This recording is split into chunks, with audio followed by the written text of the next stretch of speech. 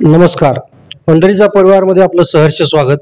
आज आपण पंढरपूर तालुक्यातील नावारूपाला आलेला शेतकऱ्याचा राजवाडा समजला जाणारा चंद्रभागा सहकारी साखर कारखाना हा कल्याणरावजी काळे साहेबांनी चालवायला दिला, भाडे तत्वावर दिला का सहयोग, काय नेमका प्रकार आहे हा याची माहिती घेण्यासाठी आज आपण ॲडव्होकेट दीपक पवार यांच्याकडे आलेलो आहोत. नमस्कार. नमस्कार. काय काय प्रकार आहे नेमकं चंद्रभागा कारखान्याचं जे काय आता चाललंय वातावरण, ते नेमकं काय झालंय नेमकं? मग गेल्या 2 महिन्यापासून आम्ही कारखान्याचे चेअरमन यांना हेच तर आवाहन करतोय की बाबा तुम्ही खुलासा करा.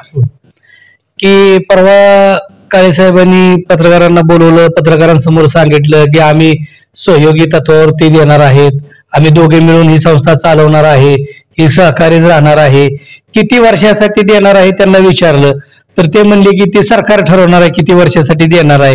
ही त्यांनी परवा दिवशी वक्तव्य केलं. आणि काल बोत्रे जी उद्योजक ही कारखाना घ्यायला टपून बसलेत त्यांनी काय सांगितलं, काल चांदापुरी कारखान्यावरती त्यांचा काल मोळीचा कार्यक्रम होता आणि त्या कार्यक्रमामध्ये त्यांनी स्पष्ट सांगितलं की चंद्रभागा कारखाना आपण 40 वर्षासाठी लीजवर घेतला. लीजवर घेणे म्हणजे काय तर भाड्याने घेणे. चेअरमन म्हणतायत सहयोगी देत, आम्ही मिळून चालवणार आहे. मग आता नक्की लबाड बोलतोय कोण? सभासदांसमोरचा प्रश्न आहे ना हा, की बोत्रे बोलतायत ती लबाड बोलतायत का काळे बोलतायत ती लबाड बोलतायत? या गोष्टीचा खुलासा त्यांनी करणं गरजेचं आहे. उद्याच्या वार्षिक सर्वसाधारण सभेमध्ये आम्ही त्यांना लेखी प्रश्न पाठवलेला आहे की बाबा आपण कुठल्या जो काही सहयोगी म्हणताय त्याचा करार केलाय का, करारनामा कसा असणार आहे, किती वर्षासाठी असणार आहे, कोणाची काय जबाबदारी असणार आहे, सभासदांचा अधिकार कसं शाबत राहणार आहेत, याची विस्तृत सविस्तर माहिती आम्हाला द्या म्हणून आम्ही त्यांना लेखी मागणी केलेली आहे.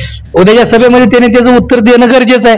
सभासदांचा तो हक्क आणि अधिकार आहे की दरवेळी सभा घेतात तशी उद्या सभा होणार नाही, त्यांना उत्तर द्यावं लागेल. आणि त्यांनी सगळं स्पष्टीकरण दिल्यानंतर सभासद ठरवतील की ही संस्था द्यायची का नाही द्यायची. आता त्यांनी जर समजा संस्था चालवायला तर दिली, तितकंच खरं आहे. पहिली शेतकऱ्याची देणी, कामगारांची देणी काय दिली नाही, चालवायला दिली ही बोलणं खरं नाही. चालवायला द्यायचा त्यांचा प्रयत्न चालू आहे.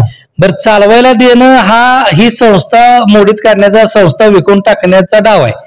आणि त्यातली पहिली पायरी ह्यांचं ही सहयोगी असू द्या नाहीतर भाडेतत्व असू द्या, हे जे यांचा शब्दप्रयोग चालू आहेत ना, ही संस्था विकून टाकायची हा खरा पूर्ण डाव आहे.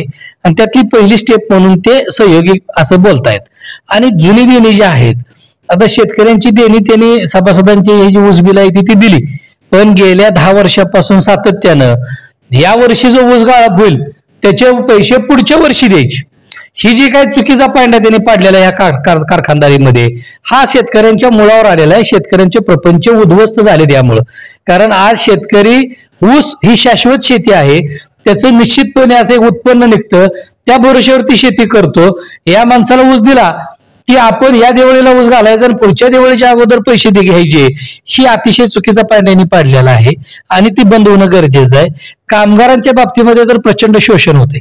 कारण कामगारांना त्यांना कोऱ्या कागदावरती, कोऱ्या व्हाउचरवरती सह्या घेतल्या जातात, त्यांचा किती पगार सर शासनाला दाखवला जातोय, प्रत्यक्ष त्यांना किती दिला जातोय ते काही कळूच देत नाहीत. आज प्रॉव्हिडंट फंड गेले कित्येक वर्ष झालं प्रॉव्हिडंट फंड भरलेला नाहीये आणि कामगारांचा बाजार चालू होता तो बंद पडला, कामगाराची पतसंस्था सुरू होती ती बंद पडली. कामगाराची कोणतीही देणी त्यांनी योग्य पद्धतीने दिलेली नाहीत. सर्वात जास्त शोषण जर कोणाला झालं असेल तर ते कामगारात झालेलं आहे. आणि उलट पक्षी कामगारालाच हे असं शिकवत आहेत की हे विरोधक आपला अर्ज करतोय म्हणून मला पैसे मिळत नाहीत आणि म्हणून मला पगार देणे वेळेवर होत नाही. ही किती खोटी गोष्ट आहे. जर आमच्या अर्जानं जर एखादी संस्था बंद पडणार असती तर ठीक आहे, मी चंद्रभागा कारखान्यावर काही अर्ज केले, ते देखील अर्ज कर्ज मिळू नये, पैसे मिळू नये असे कधीच नाहीत. इतर संस्था ज्या तुम्ही बंद पाडल्या, शेतराम कारखान्यावरती आम्ही काय अर्ज केलते, चंद्रभागा डेअरीवर आम्ही काय अर्ज केलते, यशवंत पतसंस्थेमध्ये आम्ही काय अर्ज केलते, यशवंत पतसंस्थेमध्ये आम्ही कधी अर्ज केलता. या संस्था कशा बंद पडल्या? तुम्ही जे आरोप केला विरोधकांवरती की बाबा ह्यांच्या अर्जामुळे आमची संस्था अडचणीत आली त्याच्यामुळे ही दिवस आलं घर लागली, किती खोटं बोलता तुम्ही.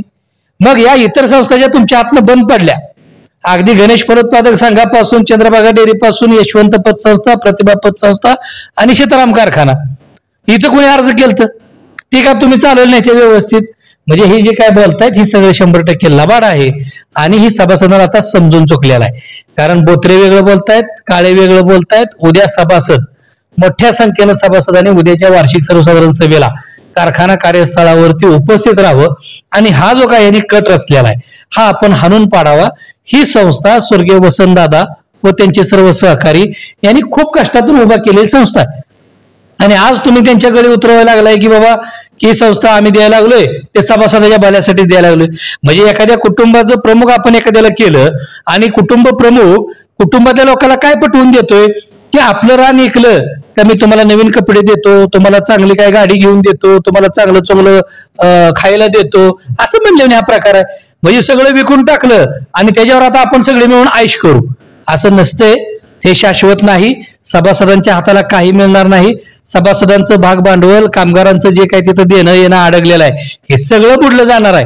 आणि म्हणून आमची तळमळ आहे, प्रामाणिक प्रयत्न आहे की ही संस्था वाचली पाहिजे.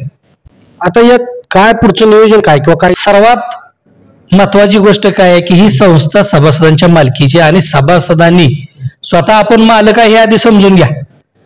की सभासद काय झाले की ह्याने असे लोकांमध्ये वातावरण केले की सभासद मालक नाही, हीच मालक आहे संस्थेचं.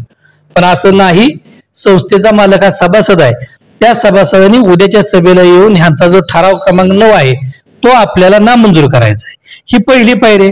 आपण गाठीबिटी घेऊन सभासदांच्या सह्या घेतोय की बाबा ह्या गोष्टीला आमचा विरोध आहे म्हणून. का तर दप्तर त्यांच्या ताब्यात आहे. आपण किती जरी नामंजूर म्हणलं तरी ह्यांनी दप्तर लिहायचं, ती गोष्टी लिहायच्या ही नेहमीची त्यांना पद्धत आहे. त्यांना खोटी कागदपत्र रंगवण्याची. आम्ही मतदानाची मागणी केली मग त्यांनी ते मतदान उद्या घेतलं पाहिजे. आणि उद्याच्या सभेनंतर सर्व सभासदांनी त्यामध्ये येऊन उठाव करणं गरजेचं आहे, त्याला विरोध करणं गरजेचं आहे. त्यानंतर कायदेशीर लढाई आम्ही लढणार जाऊ निश्चितच. आणि मला खात्री आहे सरकारच्या पातळीवरची जी लढाई असेल त्यात देखील सभासदांचा विजय होईल. कायद्याच्या कचेरी कोर्टामध्ये जी लढाई असेल त्यामध्ये देखील सभासदांचाच विजय होईल एवढी मला खात्री आहे.